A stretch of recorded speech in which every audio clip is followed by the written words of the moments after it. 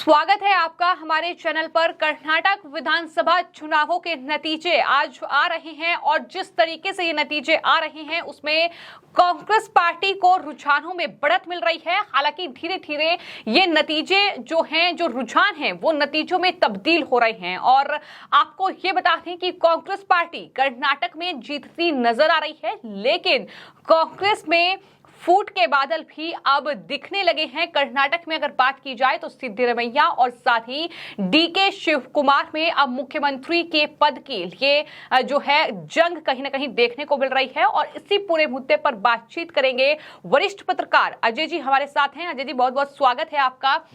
मेरा पहला सवाल यही है कि भले ही कांग्रेस पार्टी कर्नाटक में जीत रही हो, लेकिन लड़ाई अभी से शुरू हो गई है और ये लड़ाई का नतीजा क्या होगा, ये मेरा सवाल है। जिस तरीके से सिद्धरमैया और डीके शिवकुमार अब मुख्यमंत्री के रेस के लिए लड़ रहे हैं।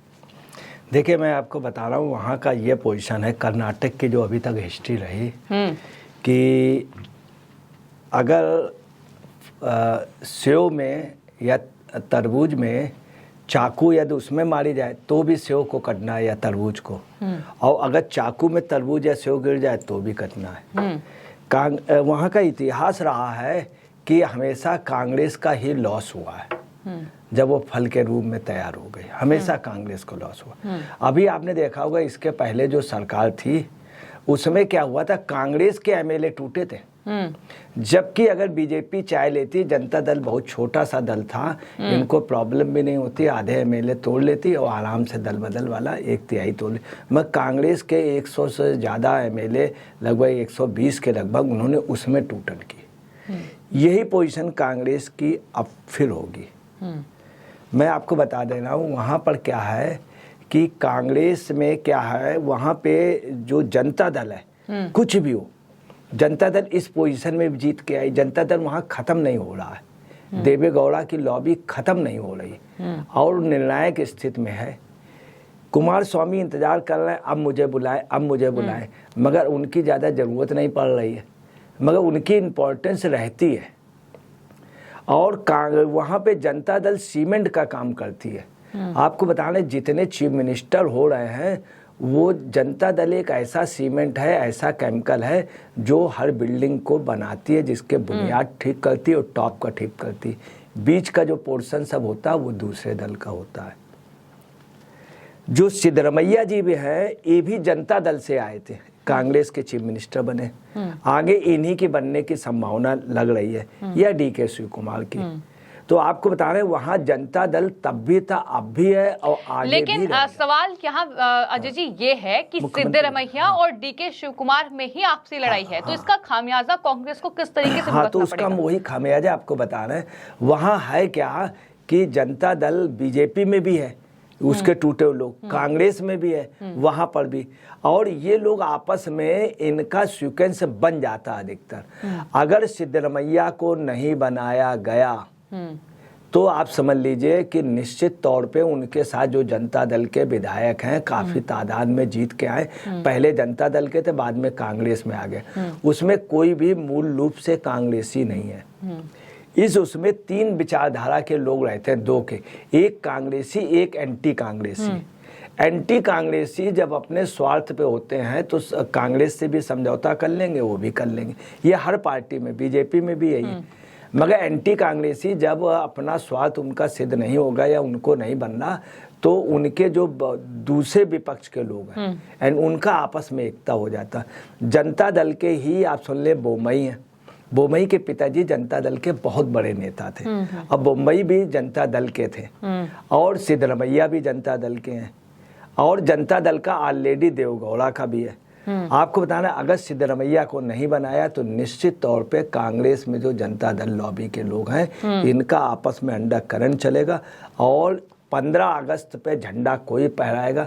हो सकता है अभी कोई फहराए, मगर 15 अगस्त में दूसरा चीफ मिनिस्टर होगा और 26 जनवरी में तीसरा चीफ मिनिस्टर होगा निश्चित तौर पे। तो आप ये कह रहे हैं कि जो नतीजे आए हैं, कांग्रेस भले ही खुश हो जाए, लेकिन बदलाव जो है वो कर्नाटक में देखने को मिलेगा निश्चित तौर पे। मैं आपको सवाल ये भी है अजय जी कि अभी से कहीं ना कहीं कांग्रेस के नेताओं को वो जीत का जश्न जरूर मना रहे हैं, लेकिन उनका जो कहीं ना कहीं चिंता है वो बढ़ रही है। है। कमलनाथ ये कह रहे हैं कि बीजेपी जो है वो खरीद फरोख्त कर सकती है। देखिए, कमलनाथ आउटडेटेड लीडर है।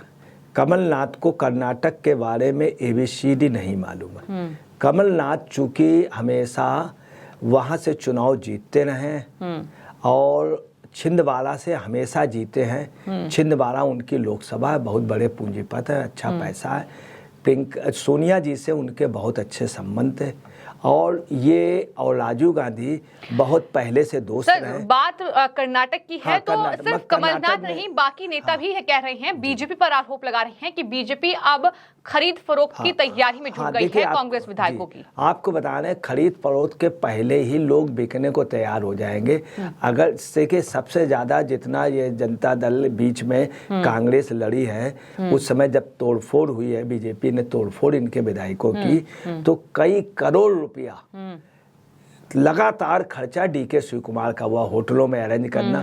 अभी भी DK शिव कुमार उनको हैदराबाद के होटल में सबको शिफ्ट करा रहे। अगर हैदराबाद के होटल पे गए तो उनके जितने विधायक हैं इतनी वो व्यवस्था रखेंगे कि उनके विधायकों को, कांग्रेस के विधायकों को DK शिव कुमार बोलना होगा।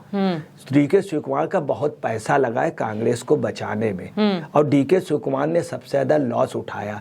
अपने यहाँ उनके छापे पड़े, काफी नुकसान हुआ, व्यापारिक नुकसान हुआ। तो DK शिव कुमार इसकी भरपाई जरूर करेंगे। कांग्रेस उनको जरूर, अगर DK शिव कुमार को बनाया जाता है तो निश्चित सिद्धरमैया लॉबी और कुमार स्वामी की लॉबी और मुंबई की लॉबी, ये तीनों कहीं पर भी एक हुए तो इनके दिल मिल जाएंगे। एक ही हार्ट के हैं लोग। जब बात मुख्यमंत्री बनाने के बाद है कि अगर मुंबई को अगर आप इनमें किसी को बनाएंगे तो सब एक हो जाएंगे। तो आपका ये स्पष्ट तौर पर कहना है कि जो JDS है वो जाहिर तौर पर किंग मेकर की भूमिका आने वाले वक्त में निभा सकती है, क्योंकि उसी लॉबी के लोग जो है वो अलग अलग पार्टियों में हैं। मेरा सवाल ये है कि एक तरफ कांग्रेस में फूट पड़ रही है, दूसरी तरफ आम आदमी पार्टी जो भ्रष्टाचार खत्म करने का वादा जनता से किया, तमाम चुनावी लालच भी दिए, लेकिन नोटा से भी कम वोट उन्हें कर्नाटक में मिले हैं। ये आम आदमी पार्टी के लिए कितना बड़ा सबक है और कितना बड़ा झटका है, ये आप मुझे बताइए। देखिए, आम आदमी पार्टी को वोट पहले बहुत अच्छा मिलता। ये जो 45 करोड़ का इनके यहाँ वो रहा, वहां पे आम आदमी पार्टी के कार्यकर्ता यही कह रहे थे कि भैया हर आदमी पूछ रहा है कि इतना महंगा बाथरूम, इतने पर्दे। तो वहां क्या हुआ कि इनके जहां जहां पोस्टर लिखे तो किसी ने लिख दिया पर्दा कितने का है, किसी इनकी जहां जहां मीटिंगें हुई वहां पब्लिक ने खुद पूछ दिया भाई कितने करोड़ का पर्दा है, कितने करोड़ का। दूसरी बात, इन्होंने जो पंजाब वाला ड्रामा हुआ, पंजाब में जिस तरह लुधियाना में, जालंधर में जिस तरह से भावना किशोर पे अटैक हुआ, तो आप देखिए सबसे ज्यादा उसके जो वो थे व्यूज वो बेंगलोर वहीं से आए और वहां पे इसका इफेक्ट पड़ा। और इफेक्ट इतना ज्यादा पड़ा कि आप पार्टी बिल्कुल वहां डाउन हो गई, नोटा से कम मिले और आप पार्टी की इस समय सबसे बुरी स्थिति है, जबकि वहां पे कई करोड़ रुपए खर्च हुए।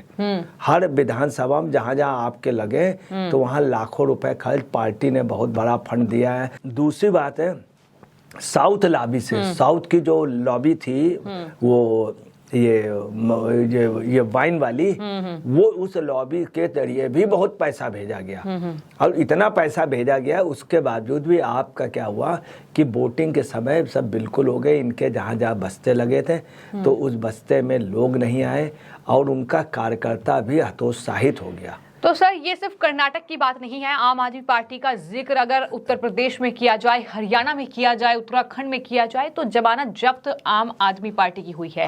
राष्ट्रीय पार्टी का तमगा मिल चुका है, लेकिन हश्र जो है वो नोटा से भी बुरा हाल जो है वो आम आदमी पार्टी। देखिए, आम आदमी पार्टी का एक ग्राफ जो बढ़ना था वो मैक्सिमम बढ़ चुका, आज से कई महीने भर पहले था। आम आदमी पार्टी राष्ट्रीय पार्टी की मान्यता मिल गई थी, अब वो मान्यता धीरे धीरे चली जाएगी। जो नेक्स्ट चुनाव होगा दिल्ली से भी साफ हो जाएंगे, पंजाब में लगभग रहेंगे और सब जगह से साफ हो गए, कर्नाटक से साफ हो गए और जगह भी यूपी में भी लड़े हैं, वहाँ भी बहुत बुरी पूछे पंचायत चुनाव इनके वो लड़े, कई लोग इनके डमी लड़े, कई यूपी में कई ऐसे भी निर्दलियों को जिसमें आप पार्टी ने सहयोग किया, जबरदस्त किया।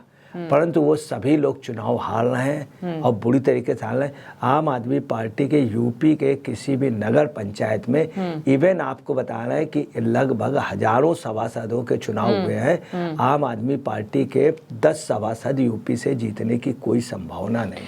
तो साफ तौर पर आम आदमी पार्टी ने जिस तरीके से ये घोटाला किया है, जिस तरीके से 45 करोड़ रुपए का शीश महल को लेकर खुलासा हुआ, उसका खामियाजा उन्हें अब कर्नाटक में भी भुगतना पड़ा और उत्तर प्रदेश के निकाय चुनाव में भी भुगतना पड़ा।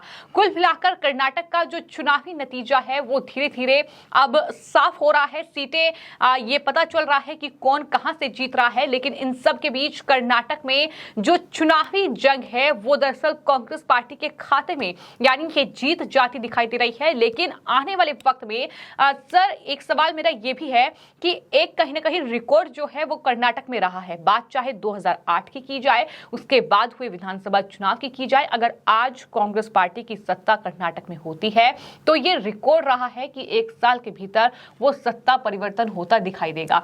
आखिर ऐसा क्या है कि कर्नाटक में सियासी नाटक ये 1 साल के भीतर देखने को मिलता है? देखिए, कर्नाटक के मैं आपको बता रहा है, कर्नाटक का ये रिकॉर्ड रहा कि विधानसभा का मतदान एक तरफ होता है और लोकसभा का दूसरी तरफ होता है।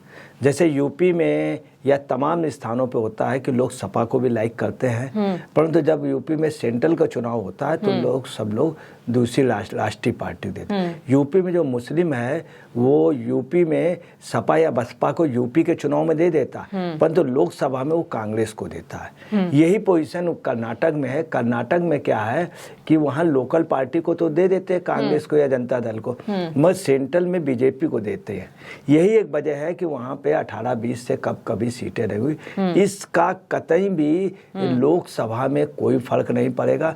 बीजेपी के जितने लोकसभा सदस्य हैं वो वहां से कम नहीं होंगे बल्कि ज्यादा हो जाए। एक चीज हम आपको और बताना चाह रहे थे कि अगर वो डीके शिव कुमार नहीं बने और सिद्धरमैया बने अगर तो निश्चित डीके शिव कुमार वो कर देंगे विद्रोह। और बीजेपी इतनी टेक्टफुल पार्टी है, अगर डीके शिव कुमार को सेंट्रल में या वहाँ पे डिमांड कर देते हैं तो तैयार हो जाएंगे, चूंकि वो भी महत्वाकांक्षी है। और निश्चित तौर पे कांग्रेस में टूटन होगी और जो भी झंडारोहण अभी होगा 15 अगस्त में दूसरा चीफ मिनिस्टर और 26 जनवरी में निश्चित तौर पे तीसरा होगा। मगर आपको बता रहे हैं जब वहाँ पे नेक्स्ट चुनाव होंगे तो बीजेपी की सरकार होगी। 26 जनवरी 2024 में जो झंडारोहण होगा वो बीजेपी का करेगा, क्योंकि कांग्रेस की हालत अंदर से बहुत खराब है। वहाँ खड़गे का अलग गुट है, डी का उनका अलग गुट है, सिद्धरमैया जी का अलग गुट है, शिव कुमार जी का अलग, इसके अलावा भी 2-3 गुट हैं वहाँ पर। और निश्चित सबसे बुरी हालत जो है शेट्टार की हुई है। सब जगह लोग जो खुश है, कांग्रेस में खुशी मनाई जा रही है कि शेट्टार जो है वो बीजेपी से आ गया था, हमारे यहाँ सीट ले लिया, उसने डिस्टर्ब किया, कई विधायकों ने डिस्टर्ब किया। शेट्टार के जितने समर्थक थे वो सब हारे हैं। अब बीजेपी वाले खुश है कि हमसे जाके, अगर इस चुनाव ने सबसे ज्यादा किसी का नुकसान किया है तो शेट्टार का राजनीतिक भविष्य हमेशा के लिए खत्म हो गया। बीजेपी से दरवाजे बंद हो गए, कांग्रेस से भी उनके दरवाजे बंद हो गए। तो कुल मिलाकर जो कर्नाटक का ये चुनावी नतीजा सामने आया है, ये भले ही कांग्रेस पार्टी के लिए जश्न वाला नतीजा रहा हो, भले ही कांग्रेस पार्टी खुश हो रही हो, लोग जो हैं वो जश्न मना रहे हों, लेकिन जो ये नतीजा है ये कहीं ना कहीं आने वाले वक्त में कांग्रेस पार्टी के लिए मुश्किलें कर्नाटक में बढ़ाएगा। क्योंकि फिलहाल अजय जी का ये साफ तौर पर कहना है कि 2 गुट खास तौर पर वहां बने हुए हैं। एक तरफ है डीके शिव कुमार तो दूसरी तरफ है सिद्धरमैया और किंग मेकर की भूमिका में है जेडीएस। तो आने वाले वक्त में अगर सिद्धरमैया को मुख्यमंत्री बनाया जाता है तो डीके शिव कुमार बगावत कर लेंगे, और अगर डीके शिव कुमार मुख्यमंत्री बनते हैं तो सिद्धरमैया पार्टी से अलग भी हो सकते हैं। और इन सब के बीच उनका ये बड़ा दावा है कि 15 अगस्त को जो झंडा फहराया जाएगा वो कोई और मुख्यमंत्री होगा। 26 जनवरी 2024 को कोई और मुख्यमंत्री ध्वजारोहण करेगा कर्नाटक में, ये उनका दावा है। फिलहाल आने वाले वक्त में देखना होगा कि इन चुनावी नतीजों के बाद कर्नाटक में क्या कुछ सियासी नाटक देखने को मिलता है।